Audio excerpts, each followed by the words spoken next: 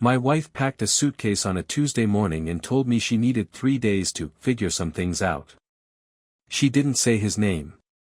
She didn't have to, I'd already known it for 11 weeks. She kissed both kids on the forehead before she left. She didn't kiss me. I stood in the driveway and watched her taillights disappear down our street, and I remember thinking, with a strange, flat calm, that this was the easiest lie either of us had told all year. I thought watching her drive away would be the worst part of that week. I was wrong. 2 days later, a man I'd never met knocked on my front door holding a manila envelope and asked if I was Nico Alvarez. When I said yes, he handed it to me, said, "You've been served," and walked back to his car before I'd even opened it. But here's what neither of them knew yet: 11 weeks earlier, I'd already opened a safety deposit box downtown, and what I'd put inside it that day was going to matter a great deal more than anything printed in that envelope. None of it would matter nearly as much as the moment, 3 days later, when Jenna pulled back into our driveway expecting to come home, and found out I'd already stopped waiting. My name is Nico Alvarez. I'm 39 years old. 12 years earlier, none of this would have seemed possible. Jenna and I met at a mutual friend's barbecue in East Nashville, back when she was 23 and finishing her master's in healthcare administration, and I was 2 years into a job at a structural engineering firm downtown. She had this way of asking questions like she actually wanted the answer, not just the next thing to say. I remember standing by a cooler for 45 minutes just because I didn't want to stop talking to her. We got married 2 years later at a small venue off Music Row, and Sophie came 3 years after that, Ben 3 years after her. I want to be honest that our marriage looked good from the outside for most of those 12 years, because it was good, mostly. We had a rhythm, Sunday pancakes, a running joke about whose turn it was to load the dishwasher, a habit of falling asleep to the same true crime podcast every night. I believed in that rhythm more than I probably should have. Not because I was naive, I don't think I was naive, but because I was hopeful, and hope and naivety aren't the same thing even when they look alike from the outside. Jenna's job at the hospital had gotten bigger over the past 2 years. She'd moved into a department director role, more meetings, more late nights, a lot more of a colleague named Marcus Whitfield, whose name started showing up in her stories the way a coworker's name shows up when nothing's wrong. Marcus thinks we should restructure the intake process. Marcus covered for me so I could get Ben to his dentist appointment. I liked hearing it, honestly. I liked that she had someone at work who made the long days easier. I noticed the first thing that didn't fit about 4 months before that suitcase. It wasn't dramatic. Jenna had started keeping her phone face down on the nightstand, a habit she'd never had before, and one night it buzzed twice in a row and she reached over and silenced it without looking, which struck me as strange enough to remember, and strange enough that I still didn't ask about it. I want to be honest about something, because I think it matters more than almost anything else in this story. I noticed the phone. I noticed her working late on nights that used to be pancake nights. I noticed a receipt for a hotel bar tab in her coat pocket, dated a Thursday she told me was a department dinner. I noticed all of it, in real time, as it happened, and I chose not to look any closer, because looking closer meant I might find something I couldn't undo, and some part of me decided the not knowing was easier to live with than whatever the knowing might cost me. That decision cost me more than I understood at the time. My brother-in-law, Danny, Jenna's younger brother, a guy I'd known almost as long as I'd known her, started acting strange around me that same stretch of months. He'd go quiet when Jenna's name came up in a certain context, change the subject a beat too fast whenever I mentioned her being at another late meeting. I noticed that too. I told myself Danny was just being Danny, a little awkward, a little distracted by his own life. I didn't know it yet, but Danny had already seen something he hadn't told me, and it would take him 3 more months to finally say it out loud, 3 months during which I kept choosing, night after night, not to look at what was sitting right in front of me the whole time. The hotel receipt was the first thing I actually touched instead of just noticing. I found it in Jenna's coat pocket on a Friday morning, looking for her car keys, and instead my hand closed around a folded slip of paper, a bar tab, $84, from a hotel downtown, dated the previous Thursday. She'd told me Thursday was a department dinner that ran late. I stood there in the mudroom with the receipt in my hand for a long moment, then folded it back exactly the way I'd found it and put it back in her pocket. I didn't ask her about it. I want to be honest that this became a pattern, not an isolated lapse. I found things, and I put them back, and I told myself I was giving her the benefit of the doubt, when really I was giving myself permission to keep not knowing. Jenna's schedule kept expanding that spring. Department restructuring, she said, more meetings with Marcus Whitfield's team, occasional dinners that ran past 9. I picked up more of the kids' evening routine without complaint. I liked bath time with Ben, liked helping Sophie with her spelling words, and some part of me was almost grateful for the extra hours with them, even as another part of me understood, faintly, that I was being given those hours because Jenna's own hours were going somewhere else. Danny came by one Sunday to watch football, the way he had for years, and I mentioned, casually, that Jenna's new work schedule was intense. Danny didn't look at the TV when I said it. He looked at his beer, turned the bottle a quarter turn on the coffee table, and said something about how department restructures were always a nightmare. Everybody's schedule gets weird for a while. It was a reasonable answer. I noticed, even then, that Danny hadn't quite looked at me while giving it, and I let that go too, the way I let everything go that spring, filing it under a category in my head I never gave a name to, because naming it would have meant admitting what the file was actually for. Sophie mentioned, at dinner one night, that Mom's phone had a different case now, a plain black one instead of the one with flowers she'd had for years. I asked, keeping my voice light, when that had happened.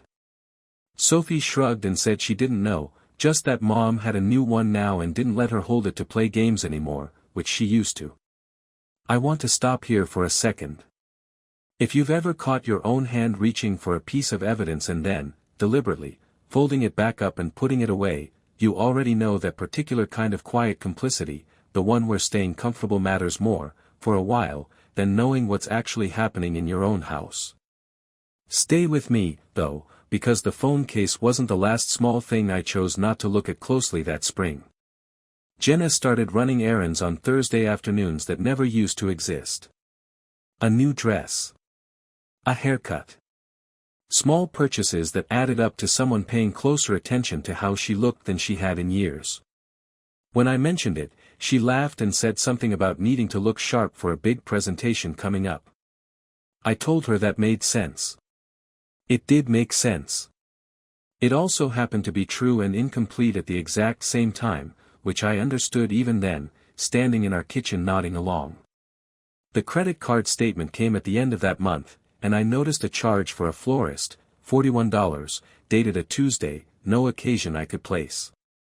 I asked Jenna about it over dinner, and she said, without missing a beat, that she'd sent flowers to a coworker whose father had passed away.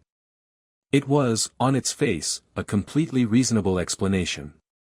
Kind, even. I believed roughly 70% of it, and chose not to investigate the other 30%, because 30% of doubt is a manageable amount to live with if you decide not to look at it directly. Danny called me out of nowhere on a Tuesday night, asking if I wanted to grab a beer, just the two of us, no game to watch, no excuse attached to it.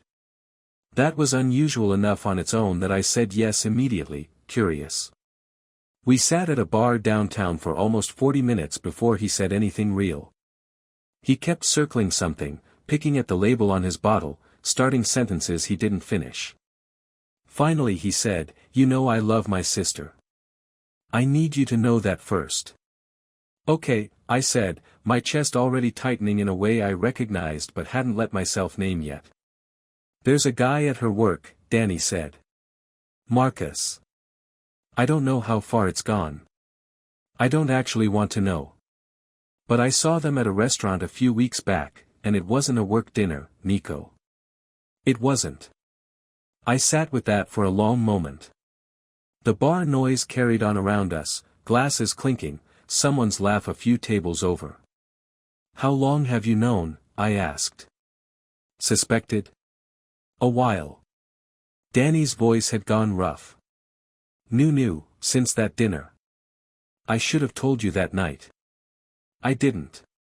That was the moment my brother-in-law told me he'd sat on this for weeks, protecting his sister's secret at my expense, and I understood, sitting there in that bar, something about Danny's silence that had nothing to do with me at all. It had been about him, about not wanting to be the one who broke his own family open.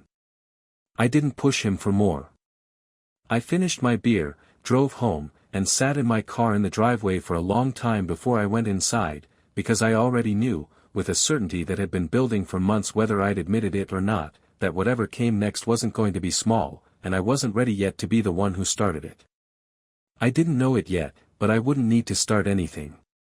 3 weeks later, a piece of paper would land in my hands that made the decision for me, and it wouldn't come from Jenna, or from Danny, or from anything I went looking for at all. The piece of paper was a parking receipt, and it fell out of Jenna's laptop bag the way small, devastating things always seem to, not because I went looking, but because I was digging for a charging cable on a Sunday afternoon while she was at the grocery store with Ben. Timestamped 2:38 p.m. on a Tuesday. A garage attached to a residential high-rise downtown, nowhere near the hospital, nowhere near any restaurant I could think of. 2 hours and 40 minutes. Jenna had told me that Tuesday she'd been in back-to-back meetings until 5. I photographed it before I put it back. I didn't examine, that afternoon, why documenting had become the thing I did instead of asking. I just did it, the way you do things your hands have already decided on before your head catches up.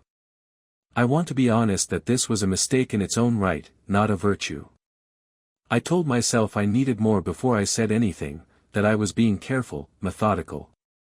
Underneath that reasoning, though, was something plainer. I was scared of what asking directly would confirm, and some part of me still needed there to be a version of this where Danny had been wrong. Jenna came home that Tuesday evening, a different Tuesday, 2 weeks later, smelling faintly of a perfume I didn't recognize, something warmer than the one she usually wore. When I asked about it, lightly, she said she tried a sample at the mall, wanted a change. It was a reasonable answer. Reasonable answers were becoming the only kind I got, and I was starting to understand that reasonable and true weren't always the same thing, even when they wore the same clothes.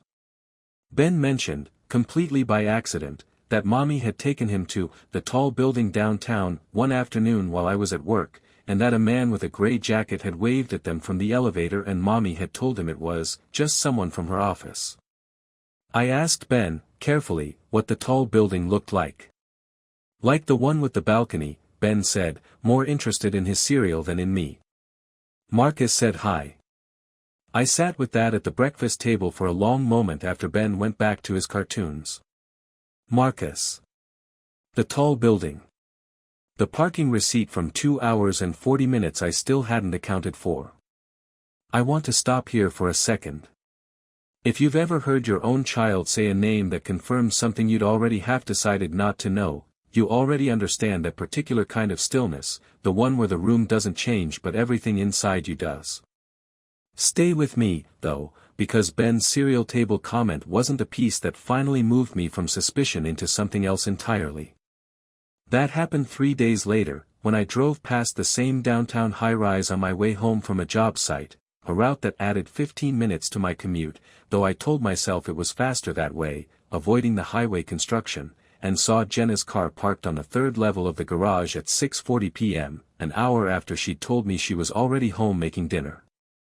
I didn't go up. I didn't call her. I sat in my truck across the street for 11 minutes, watching that garage entrance, and then I drove home and found the house empty, no dinner started, exactly as the parking garage had already told me it would be. Jenna walked in 40 minutes later, apologizing for running late, blaming a meeting that ran over. I told her it was fine. I meant it in the sense that nothing about my face or voice gave anything away. I'd gotten good at that, somewhere in the previous few months, better than I was proud of. I filed for a lawyer consultation the next morning. Not because I'd decided anything yet, I told myself it was just information gathering, just understanding where I stood, the same careful, methodical instinct that had kept me photographing receipts instead of asking direct questions. The lawyer, a woman named Patricia Voss, asked me plainly whether I suspected infidelity. I said I did. She asked how long. I said I honestly wasn't sure anymore, because some part of me had known in pieces for months without ever letting the pieces sit next to each other long enough to form a whole picture. That consultation is the thing I still haven't told anyone about, not Danny, not my own parents, nobody. It sat in me like a stone for the following 2 weeks while Jenna kept telling me about department meetings and Marcus kept being a name that came up the way any coworker's name comes up, and I kept nodding along, gathering, watching, still not saying a single word. I didn't know it yet, but the safety deposit box I'd opened the following week, on Patricia's advice, with documents inside it that had nothing to do with love and everything to do with protecting my children, was going to matter more than any receipt, any parking garage, any perfume I couldn't place. Patricia's advice was simple and unemotional, the way I imagine most divorce attorneys' advice has to be. Document everything. Don't confront yet. Protect what's yours before you say a single word that can't be unsaid. I opened the safety deposit box on a Wednesday morning before work.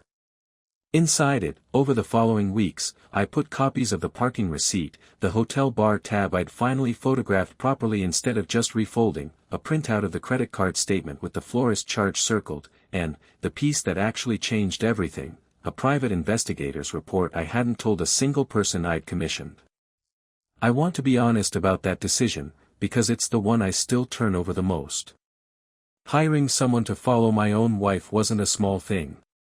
It cost $1,800 I paid out of an account Jenna didn't check, and it cost something else too, something harder to put a number on, a version of myself who still believed, right up until I made that call, that there was a version of this where I was wrong. The report came back 9 days later. 6 documented meetings over 5 weeks. The high-rise downtown, Marcus's building, it turned out, not a work associate's, his own address. Photographs I made myself look at exactly once before I put them in the box and never took them out again. Danny called that same week, sounding rougher than I'd heard him. "I need to tell you something," he said. I saw them again. At his building this time.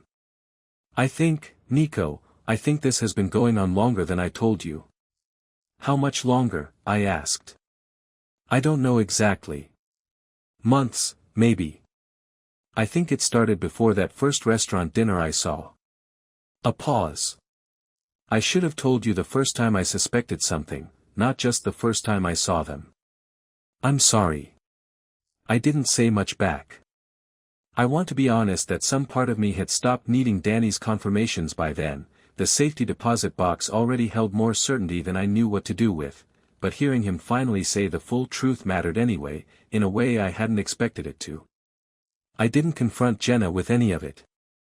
I came close once, on a Thursday night when she came home late again with the same warm perfume, the same rehearsed explanation about a meeting running over. I stood in the kitchen with the words already forming, ready to lay it all out the way Patricia had told me not to yet.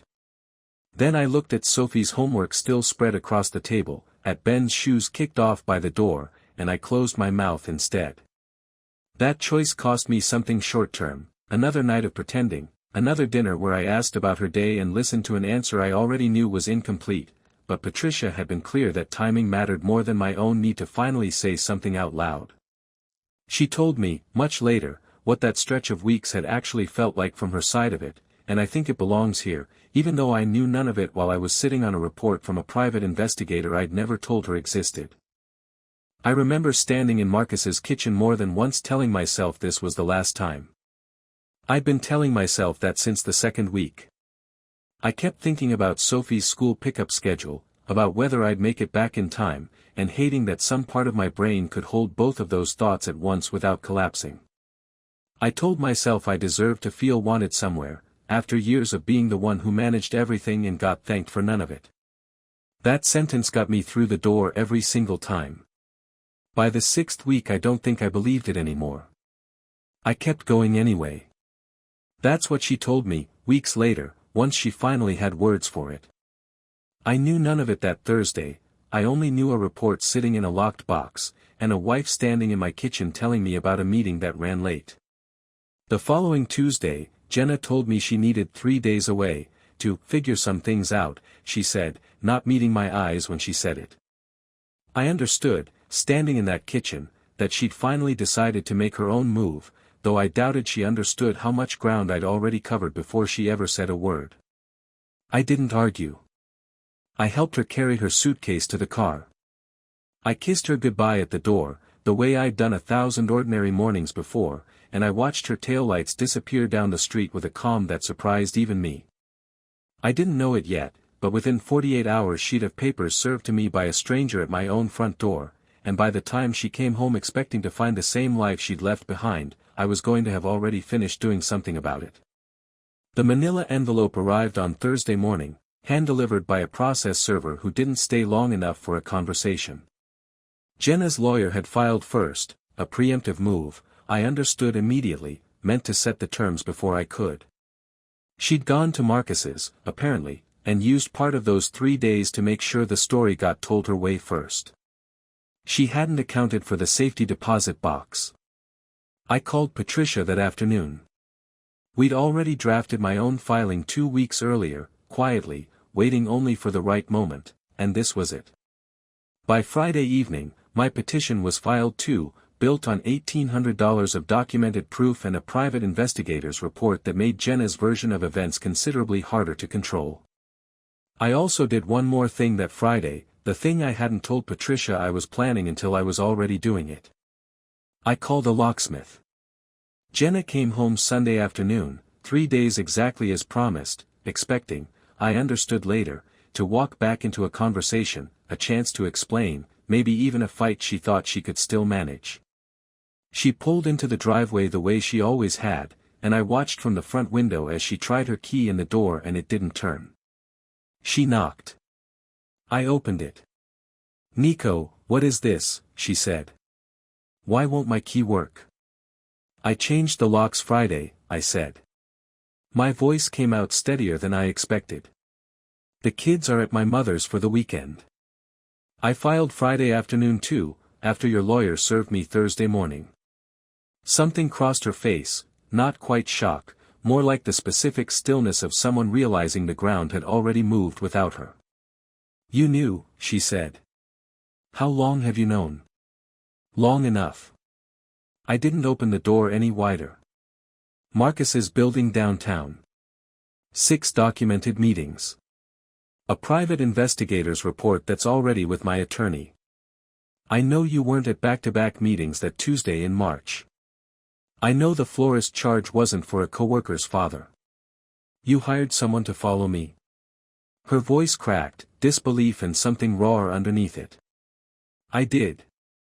I kept my tone flat, the way I'd been holding it flat for weeks now, the calm sitting on top of something that had been building since long before either of us said a word about any of it.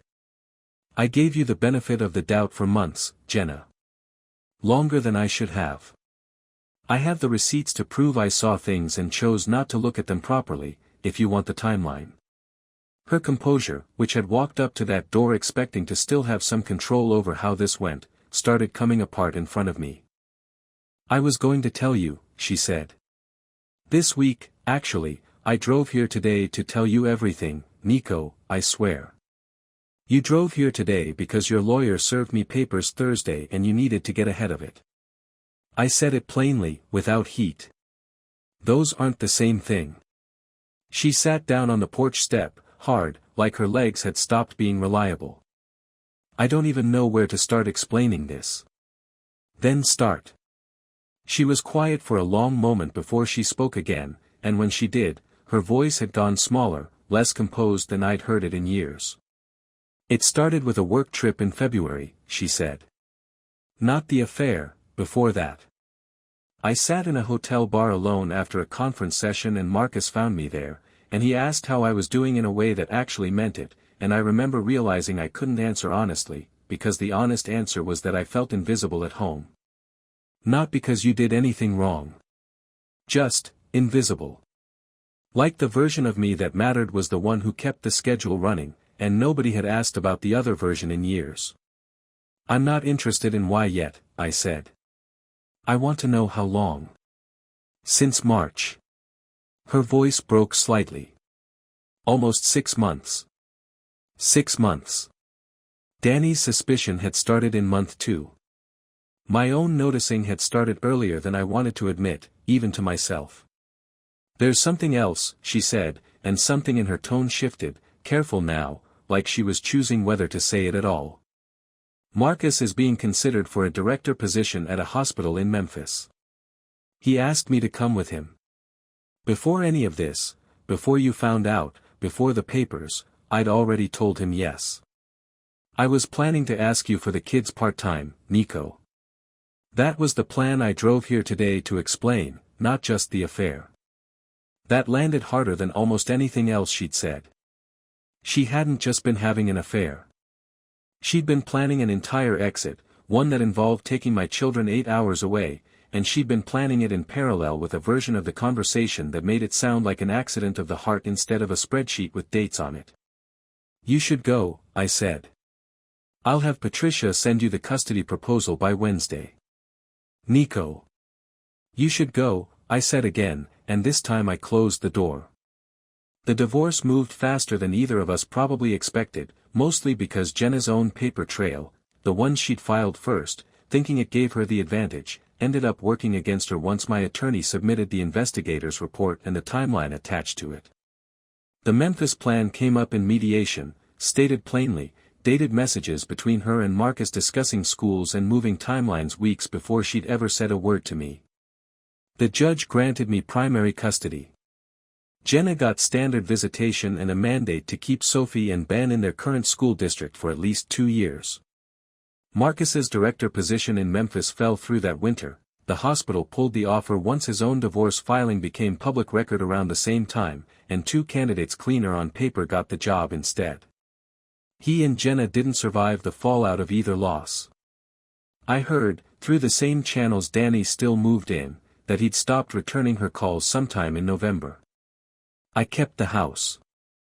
I kept the locks I'd changed that Friday, though I had them rekeyed again a few months later, less out of necessity and more because it felt like something worth doing for myself instead of against someone else. Danny and I stayed close, though it took a while to feel normal again. I never fully let go of the fact that he'd known before I did and hadn't told me right away, but I understood, eventually, that he'd been protecting his sister the same instinctive way I'd been protecting my own denial, and neither of those instincts had come from a bad place, even if both of them had cost me time I couldn't get back. There was an evening a few months later when Sophie asked, coloring at the kitchen table, whether Mom was going to live with us again someday. I told her no, but that both of us loved her and Ben exactly the same as always. She nodded, satisfied, and went back to her coloring, and something about how simply she accepted that answer settled something in me that had been unsettled since a manila envelope landed in my hands on a Thursday morning. I still think sometimes about the $1,800 I spent on that investigator's report, and whether a better version of myself would have just asked Jenna directly, months earlier, instead of quietly documenting my own marriage falling apart. I don't have a clean answer for that. I know that asking directly, sooner, might have changed how this ended. I also know I'm not sure I would have believed her even then, given how much I'd already chosen not to look at. I braced myself for a much longer stretch of anger than the one that actually came. It arrived hard for a while, and then, sooner than I expected, it started loosening its grip on its own, the way a fist does when it finally runs out of reasons to stay closed. I set the safety deposit box key on the counter the week the divorce finalized, no longer needing it, no ceremony to the moment at all. I dropped it in a junk drawer with old batteries and spare screws, and closed the drawer, and went to go make Ben's lunch. That's my story, a receipt I folded back up instead of asking about, a report I kept locked away for weeks, a suitcase that left on a Tuesday and never really came back. I don't think I understood what it taught me until later, but I do now. Choosing not to look isn't neutral. Every receipt I put back, every question I didn't ask, was its own decision, and it cost me months I could have had honest answers in instead of quiet documentation. There was also Danny, carrying a secret out of loyalty to his sister, which taught me that people you trust completely can still choose the wrong side of a hard moment, without it meaning they've stopped loving you. And there was Sophie's plain question at the kitchen table, which taught me the simplest lesson of the whole thing, that kids don't need complicated explanations, just honest ones, and that honesty, even the hard kind, is usually easier for everyone than the alternative. Have you ever caught yourself holding a piece of proof in your own hands and quietly deciding not to look at it too closely? Thank you for sticking with me through this one. If any part of it found something familiar in your own life, I'd genuinely like to hear about it in the comments. I read every single one. See you in the next story.